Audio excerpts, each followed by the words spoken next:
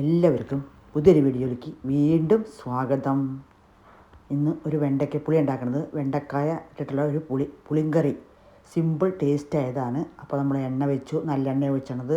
കടുകിട്ടു, ഉലുവിട്ടു, നമ്മുടെ വെളുത്തുള്ളി ഇട്ടു, വറ്റൽമുളക് 2 പൊട്ടിച്ചിട്ടു, നമ്മുടെ വലിയ സവാള ഒന്നര ഉണ്ട് അതിട്ടു, പിന്നെ നമ്മുടെ വെണ്ടക്ക താരം ഇട്ട് നല്ല വഴണ്ട് വരണം. കുറച്ചൊരു 2-3 മിനിറ്റ് നല്ല വഴണ്ടോട്ടെ, കുഴപ്പമൊന്നുമില്ല, നല്ലതാണ്. നല്ല വഴണ്ട് വരണം. അതിൻ്റെ മേലെ കറിവേപ്പില ഇടാം. നല്ല ഒന്ന് വഴണ്ട് വന്ന ശേഷം പുളിങ്കറിയാണ്, ടേസ്റ്റായൊരു കറിയാണ്. എല്ലാവരും ഉണ്ടാക്കി നോക്കണം, കഴിച്ച് നോക്കണം. അപ്പോഴാണ് അതിൻ്റെ ഇതറിയുള്ളൂ. എല്ലാവർക്കും അറിയും, അറിയാത്തവർക്കാണ് പറഞ്ഞത്.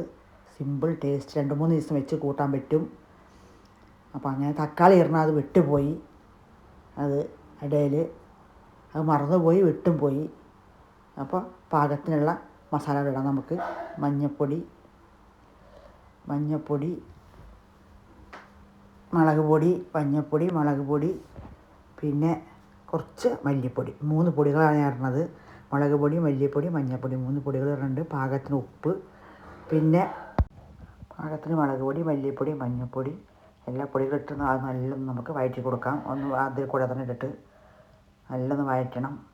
വഴറ്റി കൊടുത്ത ശേഷം നമുക്ക് പാകത്തിനുള്ള പുളി, എത്ര നമുക്ക് പുളി വേണം ആ പുളി ഒഴിച്ചിട്ട് നമുക്ക് നല്ല തിളപ്പിച്ചെടുക്കണം. നല്ലൊരു 2-3-4-5 മിനിറ്റോളം നല്ല വെട്ടി തിളയ്ക്കണം. തിളപ്പിച്ച സെറ്റായ നമ്മുടെ കറി റെഡിയാവും. സിമ്പിളുമാണ്, ടേസ്റ്റുമാണ്. 2 പച്ചമുളക് ഇടുന്നുണ്ട്. തക്കാളി ഇടാൻ വിട്ടുപോയതാണ്. തക്കാളി ഇടണം, ഒരു തക്കാളിയും കൂടി ഇടണം, ഒരു മീഡിയം സൈസ്. അപ്പോൾ 2-3 പച്ചമുളക് ഇടുന്നുണ്ട്. അത് നമുക്ക് നല്ല വഴറ്റി കൊടുക്കുക. ഒന്നും കൂടി എല്ലാം കൂടി മിക്സാക്കി നല്ല വഴറ്റി കൊടുത്തിന് നമുക്ക് നമ്മുടെ വാളൻപുളിയാണ് ഇടുന്നത്. പാകത്തിനുള്ള പുളി കലക്കി വെച്ചിട്ടുണ്ട്, തിളപ്പിച്ച് വെച്ചിട്ടുണ്ട്.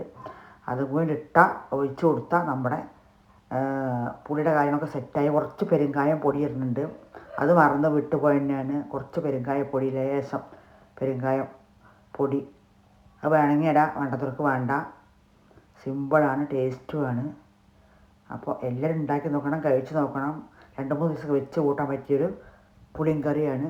അപ്പോൾ അടുത്തൊരു വീഡിയോയിൽ വീണ്ടും വരുന്നതാണ്. നല്ല തിളപ്പിക്കുക, ഒരു 5 മിനിറ്റ്.